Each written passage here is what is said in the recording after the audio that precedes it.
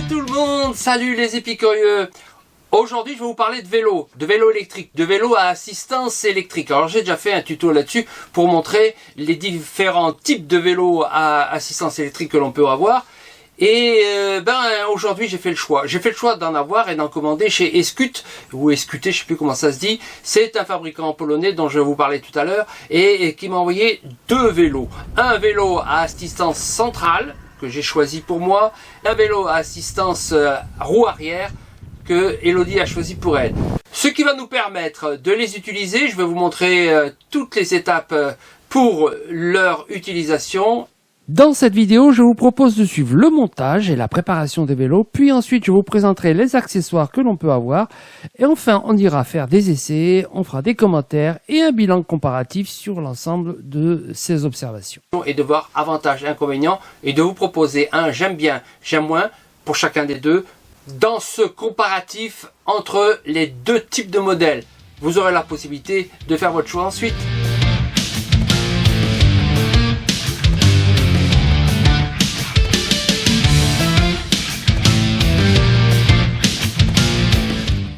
Et si vous commandez ces vélos, vous allez recevoir un énorme paquet, assez lourd d'ailleurs, mais qui est très bien emballé. Comme vous le voyez ici sur la vidéo, il n'y a rien qui peut s'abîmer lors de la livraison malgré le poids. On déballe tout et ensuite je vous propose de voir de quoi il en retourne pour le montage. Voilà l'ensemble des éléments qu'on trouve dans ce colis et maintenant il s'agit de faire le montage. Alors ce qui est bien, c'est qu'ils fournissent avec tous les outils nécessaires pour le montage. Voilà, c'est quand même sympa, on a une petite sacoche pour l'entretien éventuellement utile. Bon, il va falloir me remonter les pédales. Ça c'est le transformateur pour la batterie qui est là avec le câble. Ça c'est pour l'axe principal de la roue avant qui n'est pas monté. Les pédales, ça c'est une protection que je vais mettre après. Et puis voilà, c'est tout. Ah oui, il y a le garde-boue ici aussi avant. Et puis il y a des feuilles d'explication en anglais et en polonais. Et puis une carte de garantie. Voilà, c'est complet et j'ai plus qu'à monter, recharger la batterie et commencer à faire des essais. J'attends aussi d'autres accessoires qui vont venir plus tard, je les ai pas encore reçus. Une protection de selle, en fait, une sur-selle ici pour le confort. Ici, une sacoche. Là, un petit porte smartphone. On va voir comment ça se présente après.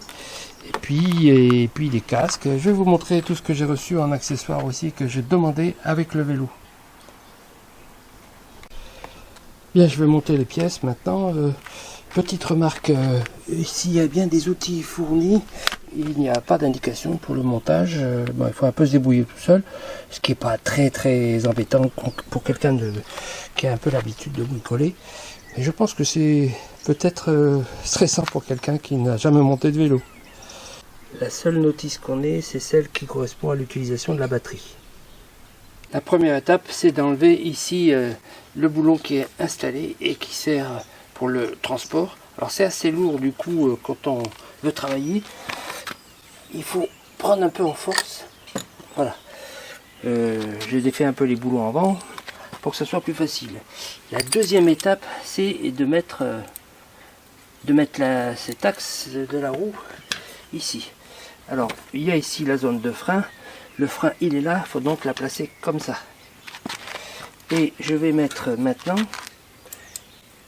l'axe de maintien en enlevant les deux ressorts. J'en mets un de ce côté, voilà, et je mets l'autre de l'autre côté.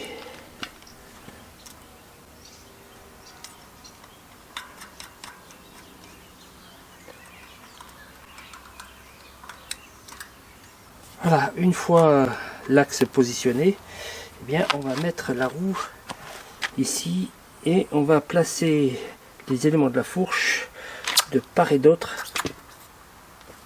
ici de chaque côté.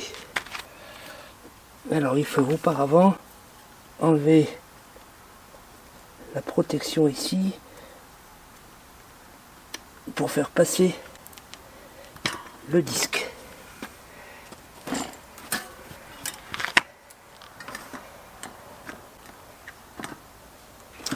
Voilà. Une fois que c'est fait, je vérifie que le disque est bien rangé. Je serre sommairement pour l'instant, c'est juste pour voir l'installation. Voilà, je serre et je remonte ici pour bloquer. Bon, vous voyez, le pneu il est dégonflé, il faudra le gonfler avant. Bon, maintenant qu'il est monté comme ça, je peux mettre le cale-pied. Voilà, ce qui me permet de travailler dans un plus grand confort. Je vais monter maintenant le guidon. On prendra soin d'orienter la potence correctement vers l'avant. Ça peut permettre aussi de régler la distance entre la selle et le guidon. Et pour moi, donc, ça sera la potence vers l'avant. On place l'étrier en prenant soin de bien positionner évidemment le guidon, le passage de vitesse vers la droite et le réglage de l'assistance à gauche.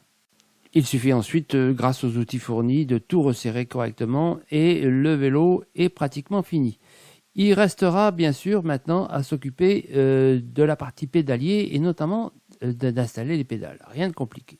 Alors pour fixer les pédales, je regarde si elles sont symétriques.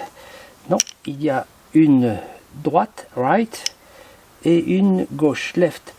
Donc la droite, on la met à la droite.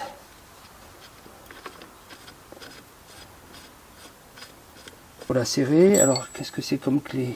C'est la clé de 15. Donc là, et bien sûr, il faut serrer correctement. Et on va faire la même chose de l'autre côté. Alors remarque importante, s'il y en a une droite et une gauche, c'est tout simplement parce que le pas de vis est à l'envers. Parce que quand on pédale, évidemment, il ne faut pas que ça la dévisse. Donc ce qui fait que celle de gauche, le pas de vis est à l'envers. Pour le mettre, il faut en fait avoir la sensation de dévisser. Mais on visse, ça rentre dedans, le pas de vis est inversé.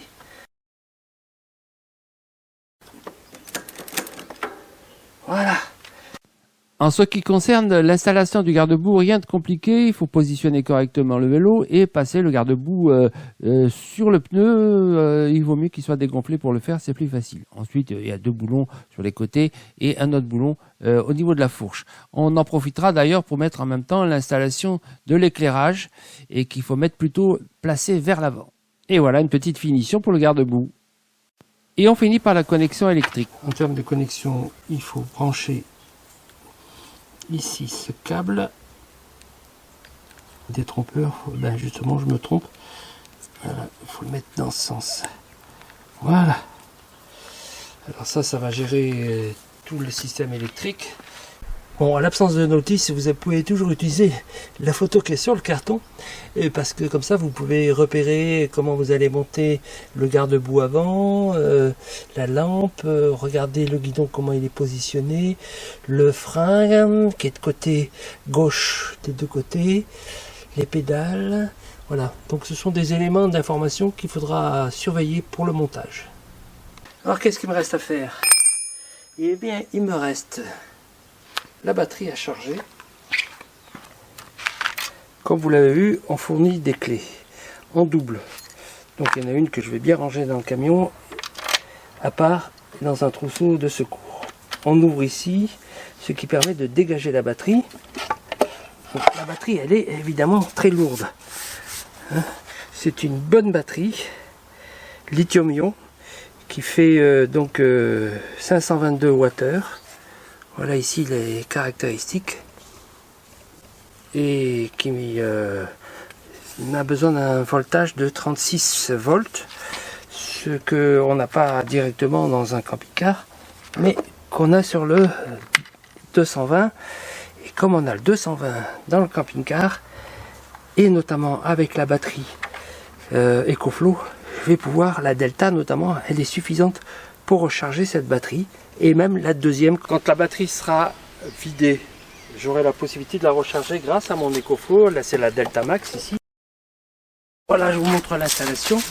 Donc, d'un côté, vous avez les prises. J'en ai 4. Donc là, je vais brancher les 2 transformateurs. Le premier, le deuxième. Je vais mettre mes 2 batteries. Les batteries se rechargent ici. Il y a une petite protection pour l'étanchéité. Voilà. Comme ça, pour l'une, pour l'autre.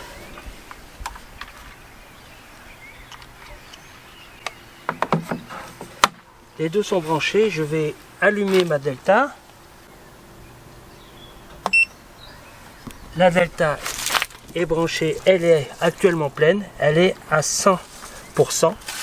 Il n'y a aucun débit parce que pour l'instant, c'est pas allumé ici les batteries, les prises. J'allume les prises. Les prises sont allumées. Voyons maintenant ce qui se passe de l'autre côté. Eh bien, ça me consomme environ 190 ohms, 188 watts. Donc c'est pas énorme. On va voir combien de temps il faut pour arriver à les recharger. Voilà, pour l'instant, j'ai 7 heures d'autonomie avec cette consommation. On pourra évidemment de la même façon recharger ses batteries à la maison sur une prise du réseau.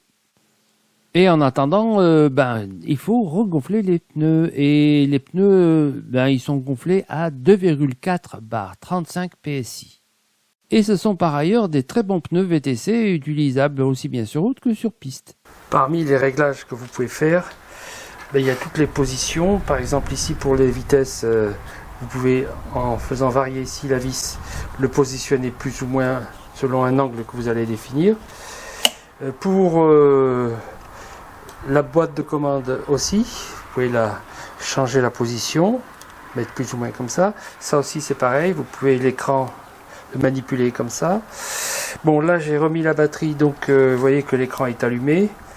Je peux l'allumer et l'éteindre à partir de ce bouton là. Voilà, là il est éteint. Je peux le rallumer. Je reste appuyé quelques secondes. Voilà, là il est allumé. Et il me donnera la vitesse, le nombre de kilomètres qui a été fait. Par exemple ici, pour l'instant, c'est le premier jour, il est encore à 0. La batterie est pleine et je suis à l'arrêt. Je peux allumer la lumière en restant appuyé aussi, c'est pareil. Donc là, j'ai le voyant qui me dit que c'est allumé. Je vérifie qu'effectivement, là aussi, c'est le cas.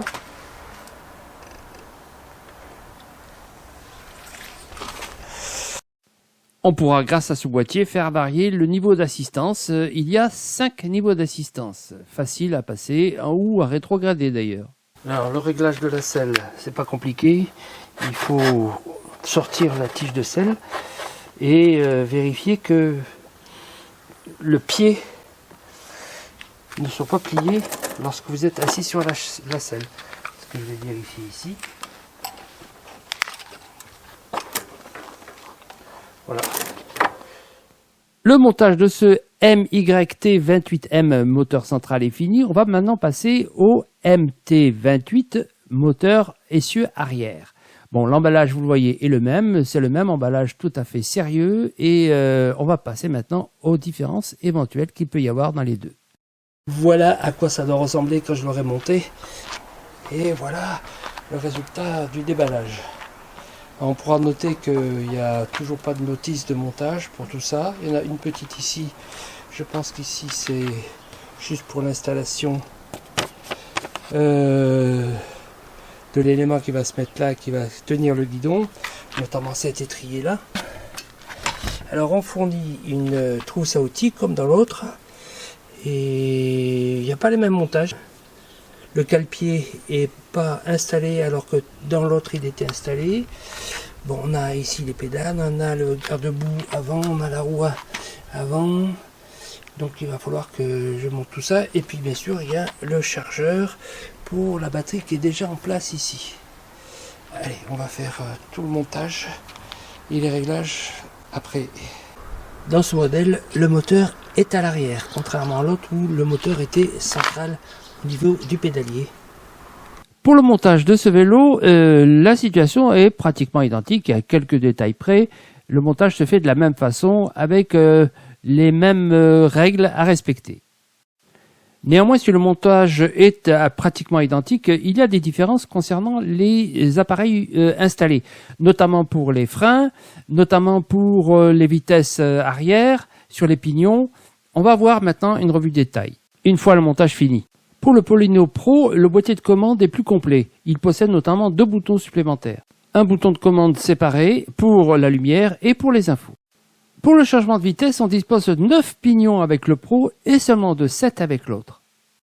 Avec ces 2 pignons supplémentaires, on a une progression plus régulière lorsque on est en montée. Et le dernier pignon supplémentaire est de 2 cm de plus en diamètre. On passe de 11 à 13 cm pour le dernier. Il s'agit d'ailleurs de 2 dérailleurs différents de marques différentes. Le Shimano de droite me paraît plus souple et plus agréable à utiliser.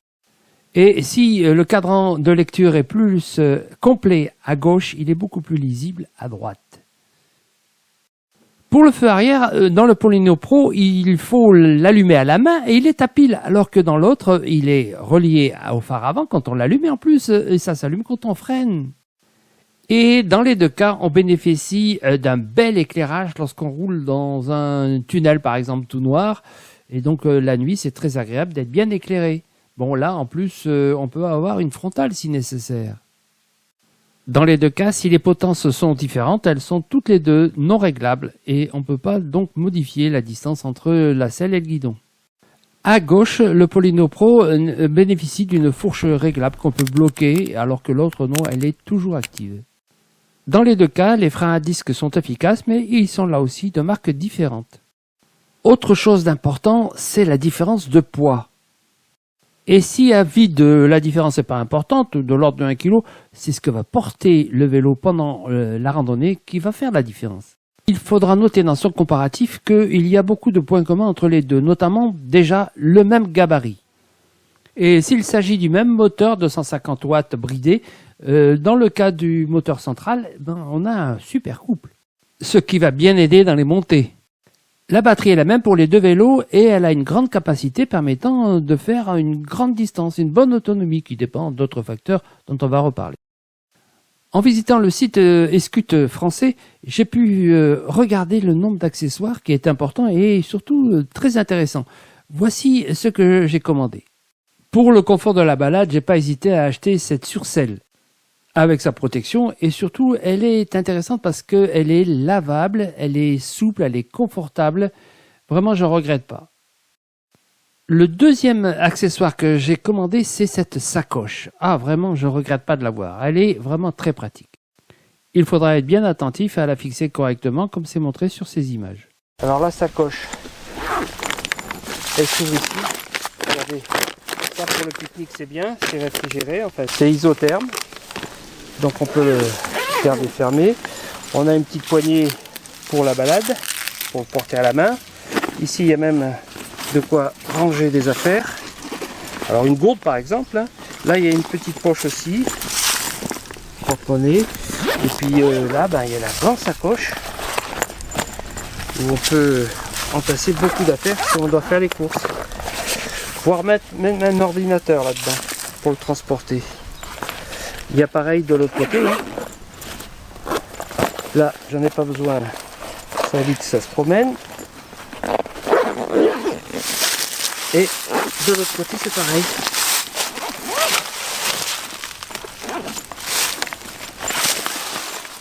Et bien sûr, il faut s'équiper de bons casques. C'est le cas de ceux-ci qui sont très confortables, unisexes et faciles à régler. Et voici une sacoche qui se met sur le guidon et qui peut servir à mettre le téléphone, mais aussi quelques accessoires comme moi sous la selle. Ce qui permet de mettre une trousse à outils en cas de panne, on ne sait jamais. Car pour le téléphone, j'ai préféré cet accessoire qui se fixe sur le guidon et qui permet de suivre sa route tout en pédalant. Nos vélos sont prêts, on va partir en balade. Il suffit donc de mettre les vélos sur le porte-vélo. D'ailleurs, celui-ci, il peut supporter 70 kg, ce qui va très bien. Et on prend la route. Et c'est parti pour des balades tranquilles, confortables, des randonnées dans la nature, où on ne fait pas beaucoup d'efforts. Ce ne sont pas des vélos de compétition, mais on est très satisfait de cette acquisition. Se balader en vélo électrique, c'est vraiment très facile. Ça permet de faire des balades qui peuvent être longues, ou même sur des zones pentues, ça pose aucun problème. Le confort est total. Et avec ces vélos, d'ailleurs, on est dans un silence qui respecte la nature. Ce sont des vélos dont la vitesse est bridée à 25 km/h, c'est la loi. Mais on peut se contenter d'aller moins vite. Et l'assistance est réglable, ce qui permet de faire des choix sur l'autonomie notamment, parce que plus vous allez avoir de l'assistance et moins vous irez loin. Au contraire, si vous forcez un peu sur la pédale, eh bien, vous allez pouvoir aller beaucoup plus loin en utilisant la batterie de manière économique. La batterie est de grande capacité, ce qui permet d'augmenter cette autonomie. Cependant, il faut tenir compte du poids que porte le vélo, donc c'est variable selon les personnes, ça dépend de la qualité de la route, ça dépend de l'assistance que vous demandez. Et donc, si au départ, il est prévu de faire 100 km avec, il faut imaginer que cette distance est réduite à la moitié si vous faites une assistance à 5 ou si vous prenez des routes pentues. Eh bien voilà, ça fait maintenant un certain temps qu'on circule avec ces deux vélos et il est temps de débriefer sur ce qu'on a trouvé de bien et ou de pas bien en les utilisant. Alors Elodie, toi, qu'est-ce que tu en penses de ton vélo avec le moteur sur l'essieu arrière? Eh ben, au moins ça permet de faire du vélo parce que moi j'aime pas faire du vélo et là ça pédale tout seul, donc ça c'est cool. Ce qui est bien, c'est le changement de vitesse super accessible, aussi bien pour monter que pour descendre, ça passe tout seul. Et puis l'assistance elle est super efficace parce que même quand on a fait les grandes montées dans les espèces de caillasses là, c'est passé absolument sans aucun effort. Après, ce que j'aime moins, c'est... Je crois pas que j'ai les bras particulièrement courts, mais j'ai l'impression que mon guidon, il est super loin par rapport à ma selle. Donc je trouve que ça, c'est pas très confortable. Mais c'est le seul point négatif pour moi. Autrement, c'est confortable, c'est efficace. Et quand tu pédales, ça t'assiste tout le temps ou... Bah, ça m'assiste, oui, tout le temps. Même quand je passe en vitesse, en assistance 3, j'ai presque l'impression d'être sur une mobilette, quoi. Ça roule presque tout seul et même si j'arrête de pédaler, il y a presque un tour en fait qui se fait sans que le régime baisse. Ça continue à avancer tout seul, donc ça c'est. Ah ouais. Et c'est tes cool. vitesses, elles passent facilement? Ouais, super facilement. Ah ouais. Et je voulais te dire aussi, par rapport au centre de gravité, tu te sens stable? Oh, oui. Oui. Et les freins, c'est bon? Ouais, ça freine bien. C'est efficace? Bon, et toi, qu'est-ce que t'en penses de ton vélo?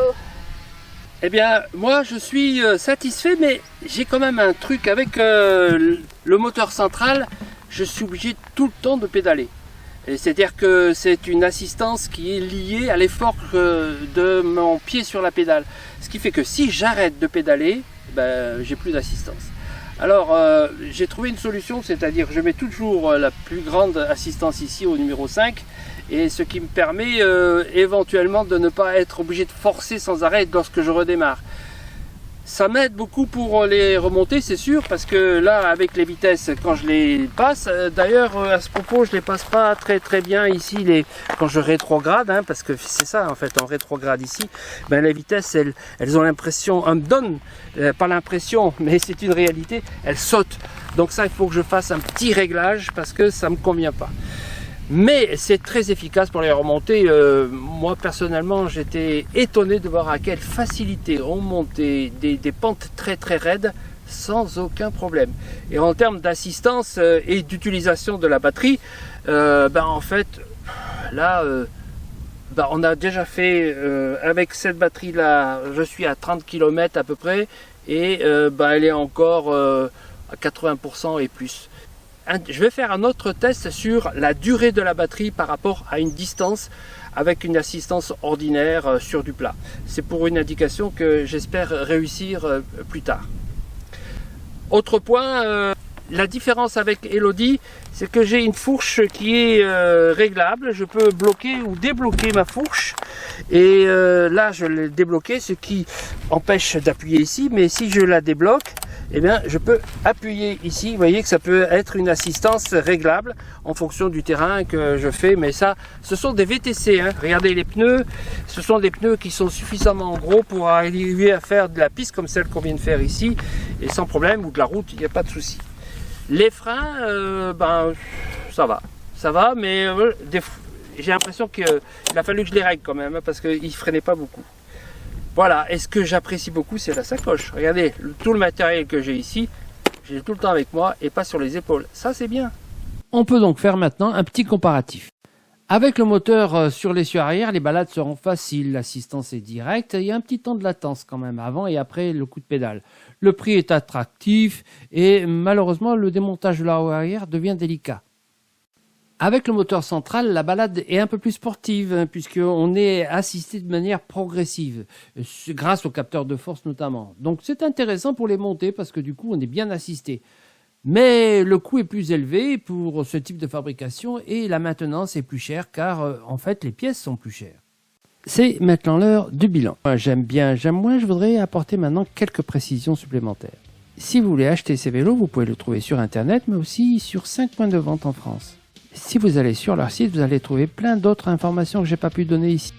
Fiches techniques de montage, fiches techniques d'utilisation, fiches techniques de fabrication. Le projet de cette entreprise européenne, c'est de fabriquer des vélos avec un rapport qualité-prix exceptionnel. D'ailleurs, je vous renvoie sur leur site où les prix ne font que baisser. Je vous propose tous les liens dans la description et notamment pour profiter des promotions récentes. Il est maintenant temps de passer au bilan comparatif. J'aime bien, j'aime moins.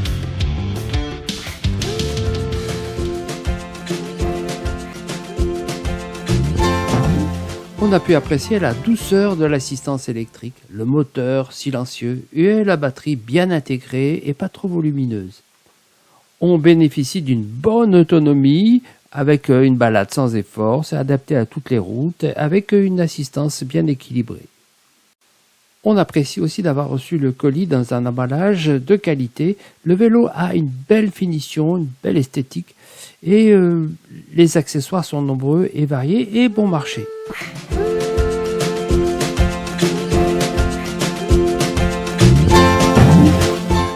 On a regretté l'absence de notice pour le montage. La taille unique qui ne convient pas à tous et puis surtout il n'y a pas de réglage possible. Et pour le pro, avoir un feu arrière à pile alors qu'on a une batterie, c'est un peu bête. Et l'autonomie est peut-être approximative. Il est dommage qu'on ne tienne pas compte de la vitesse à laquelle on roule ou des niveaux d'assistance utilisés. Enfin, pourquoi ne pas proposer des couleurs différentes tout en noir? C'est pas un peu triste?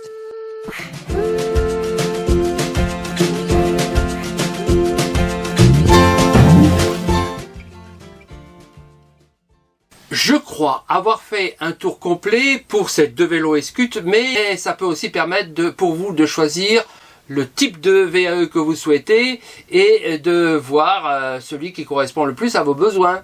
J'espère que cela vous a aidé, j'espère que vous avez aimé, vous mettez des likes, merci, vous vous abonnez si vous ne l'êtes pas, c'est encore mieux. Alors ça permet vraiment de faire vivre la chaîne et j'espère que vous mettrez beaucoup de commentaires pour expliquer votre choix et les raisons de ce choix, le modèle que vous avez choisi, etc. Tout ce que vous voulez dire, ça sera dans les commentaires. Ça peut aider à partager nos idées, nos bons plans, et ça peut permettre à d'autres de faire leur choix. Je vous dis bye bye, et à bientôt pour le prochain tuto.